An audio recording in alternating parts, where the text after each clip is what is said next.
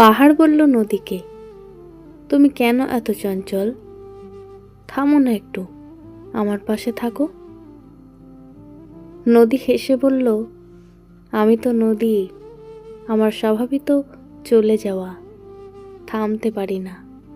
পাহাড় বলল, আমি তোমাকে আগলে রাখবো, তুমি শুধু থেকে যাও আমার কাছে।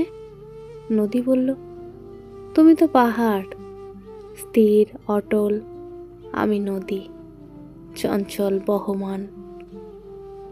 তুমি থাকো একই জায়গায়, আমি চলে যাই, আমরা দুজন দুই রকম।